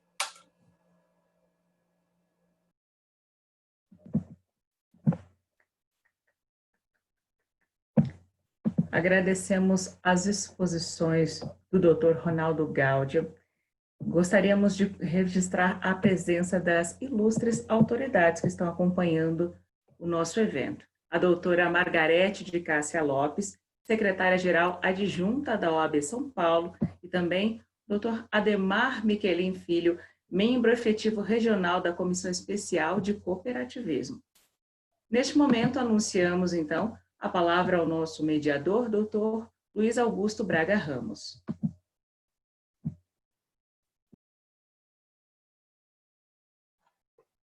Primeiramente, agradecer a participação e os ensinamentos do nosso ilustre presidente da Comissão Nacional, Ronaldo Gaudio.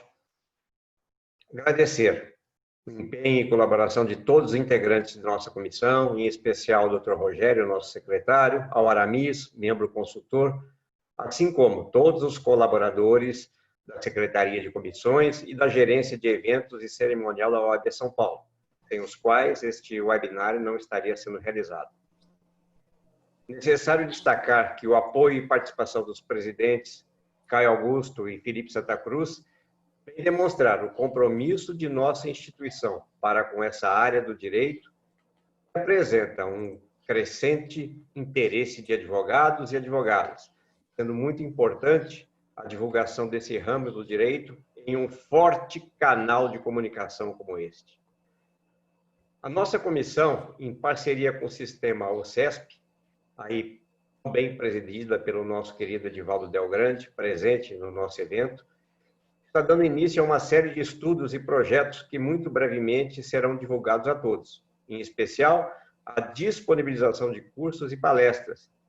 Também iremos desenvolver ações conjuntas com a Comissão Nacional do Cooperativismo, aqui muito bem capitaneada pelo nosso ilustre palestrante de hoje, o Dr. Ronaldo Gaudio. Isso sempre no interesse do direito cooperativo. A todos vocês, o meu sincero abraço e este evento de hoje tenha servido para difundir o cooperativismo em âmbito nacional. Parabéns, Ronaldo. Obrigado, Caio. Obrigado, Davanzo, Margarete. Obrigado, Edivaldo Del Grande. E é isso aí. A OAB sempre aberta para as novas parcerias. E é muito importante o sistema OCESP estar junto com a gente nesse projeto.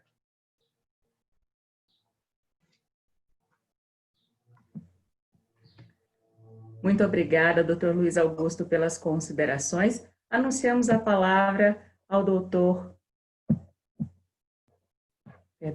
Anunciamos a palavra ao doutor Luiz Vasquez Davanzo para suas contribuições. Muito obrigado, Luana. Gostaria de parabenizar essa grande liderança da advocacia, o nosso conselheiro Luiz Augusto Braga Ramos, querido, conhecido como Guto. Muito importante este evento. Gostaria de saudar e cumprimentar o nosso palestrante, né, o Ronaldo, Dr. Ronaldo Gaudio, deu uma verdadeira aula, foi um scanner, passou um scanner assim sobre a matéria, falando de todas as questões, e gostaria de aproveitar a oportunidade para convidar toda a advocacia que hoje nós teremos a live leve da CASP às 19h30. Eu, juntamente com a nossa vice-presidente Aline Fávero, estaremos entrevistando com o Antônio Ricardo, o nosso presidente da seccional da OAB de São Paulo, Caio Augusto Silva dos Santos, que tem como tema atualidades. Quer saber as atualidades da advocacia? Hoje, através do Instagram da CASP, @OABCASP, ou também pelo nosso Facebook da CASP, entrevistaremos, então, o nosso presidente Caio Augusto Silva dos Santos, a quem eu saúdo, cumprimentando também essa mulher maravilhosa, essa advogada, que foi presidente da OAB de Dracena, foi nossa conselheira, hoje impressa os seus trabalhos, seus conhecimentos, sua sabedoria, sua alegria na Secretaria Adjunta, que é a nossa querida Margarete de Cássia Lopes. Lembrando também que, em comemoração ao Dia da Advocacia, no próximo sábado, portanto amanhã, às 20 horas, teremos uma live especial. É o CASP Festival, trabalhado aí pela Andréa Regina Gomes. Teremos coral, banda de gestores, banda cover. Nós sabemos que é um momento de comoção pela perda de várias vidas, né? Mais de 100 mil que já atendemos, mas não podemos deixar de comemorar a advocacia. Portanto, amanhã, 20 horas, uma live da CASP Festival. Devolvo a palavra para ti. Obrigado pela oportunidade, Luana.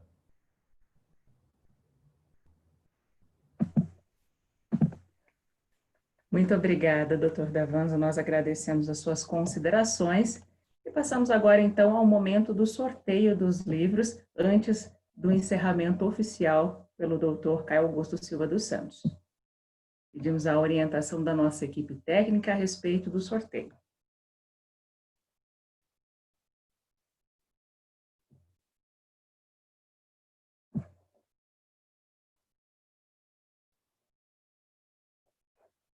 Então, este é o nome do nosso primeiro sorteado, do nosso primeiro premiado, Elbio de Mendonça Sena.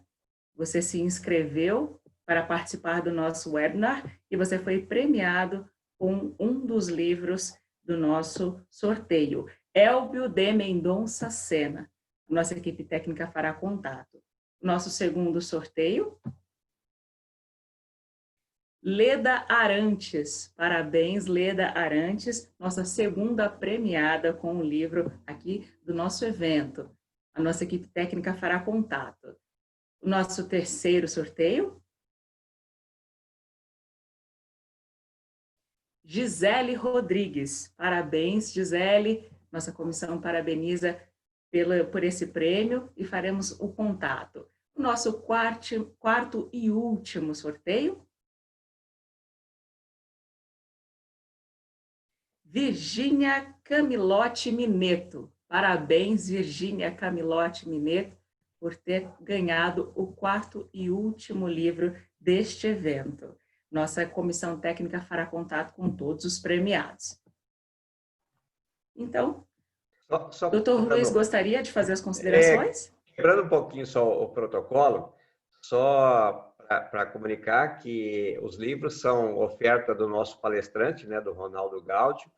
São 2 livros, Direito Cooperativo Latino-Americano e Ordem Econômica Constitucional.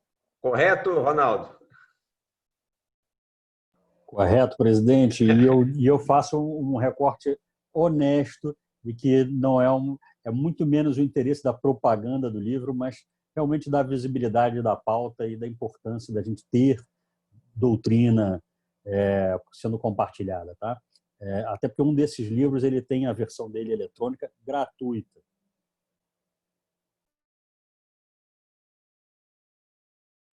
Perfeito. Então, o nosso agradecimento ao doutor Ronaldo Gaudio pelas contribuições dos livros e passamos a palavra para a conclusão das atividades desse evento ao doutor Caio Augusto Silva dos Santos, presidente da OAB Seção São Paulo. Boa tarde novamente a todos os nossos amigos e amigas que nos acompanham nessa ocasião e quero inicialmente agradecer aos nossos presidentes das comissões de cooperativismo da OAB São Paulo e do Conselho Federal pela oportunidade que nos deram de podermos hoje conversar sobre todos esses assuntos importantíssimos à advocacia. Portanto, agradeço e muito o nosso presidente da Comissão Nacional, Dr. Ronaldo Gaudio, pelas explicações, pelo compartilhamento do seu conhecimento conosco. De igual maneira, querido Ronaldo, quero agradecer este professor de ordem de todos nós, que é o querido conselheiro seccional e presidente da Comissão de Cooperativismo da OAB São Paulo, que é o Dr. Luiz Augusto Braga Ramos, experiente gestor, que já presidiu a subseção de Porto Ferreira, foi nosso conselheiro seccional e há muitos anos tem nos ajudado a compreender a importância da advocacia e do sistema ordem para todos nós. Os amigos contribuíram em muito, assim como contribuiu o querido presidente Edivaldo Del Grande, nosso presidente do sistema OCESP, nos recebeu muito bem, né, Guto, na ocasião em que pudemos estar com ele há um tempo atrás, e novamente comparece a esta cerimônia, a este evento da Ordem, também para contribuir em muito. Agradeço também, fazendo alusão ao nosso presidente Felipe Santa Cruz, pessoa absolutamente comprometida com as bandeiras históricas e maiores da advocacia do Estado Democrático de Direito, com o registro de que a sua ausência nesta ocasião está muito mais do que justificada em decorrência da sua ativação em cuidados com interesses da advocacia e da sociedade, mas ele sempre será uma pessoa muito bem-vinda no âmbito da nossa seccional, mercê do trabalho que tem desenvolvido em todo o país. E quero me permitir fazer um cumprimento também a estes amigos gestores de ordem que nos acompanham, que é o presidente Luiz Ricardo Vasques Davanzo, nosso presidente da CAASP, destacar o agradecimento público que toda a advocacia tem a fazer à CAASP, que tem dado um show de suporte, de adequação, de compreensão, de auxílio, notadamente neste momento de dificuldade que todos estamos a vivenciar. Já ultrapassamos a casa dos mais de 100 mil óbitos, de maneira que é um momento triste, sim, que precisamos registrar as nossas condolências, os nossos sentimentos aos familiares e a todos aqueles que sofreram e ainda continuam a sofrer com esse grande mal que é a pandemia do coronavírus. Mas, como disse o Davanzo, é preciso sempre seguir em frente e dar alguma estrutura, algum alento à advocacia e à sociedade para que possamos prosseguir em nossa caminhada.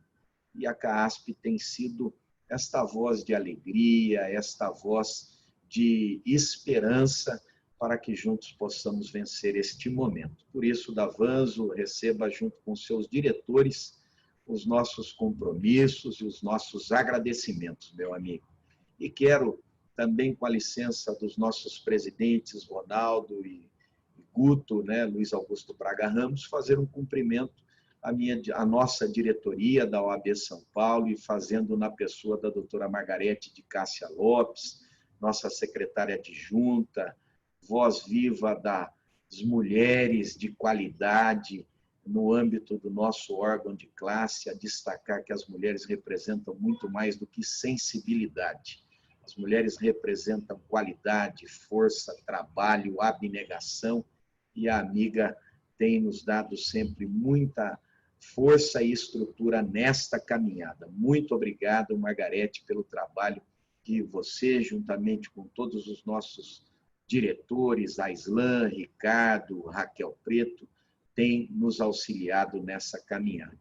Para o final, presidente Luiz Augusto Braga Ramos e Ronaldo Gaudi, dizer que nesta semana, notadamente, em que comemoramos o Dia da Advocacia, no dia 11, que já passou, da instalação dos cursos jurídicos no país, nesta ocasião, os amigos deram mais um presente à advocacia do Estado de São Paulo. Cooperativismo é organização, é colaboração, é compreensão. E se há algo que precisamos, notadamente neste momento da quadra nacional em que estamos a viver, da quadra mundial, aliás, é que nós tenhamos essa cooperação entre todos.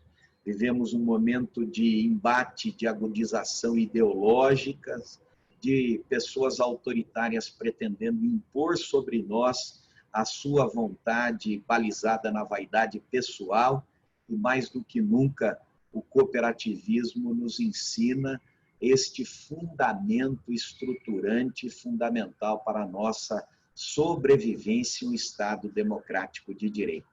Cooperar, organizar, trabalhar. Parabéns aos amigos, parabéns, presidente Ronaldo Gaudio, parabéns, Luiz Augusto Braga Ramos, pelo presente que trouxeram à advocacia, não só do estado de São Paulo, mas de todo o país. Viva a advocacia nacional, viva a advocacia que é aquela que defende a sociedade brasileira. Um grande abraço a todos, um beijo nos seus corações. Muito obrigado. E assim encerramos esse webinar de Direito Cooperativo. Agradecemos a presença de todas e todos e desejamos uma boa tarde e um ótimo final de semana.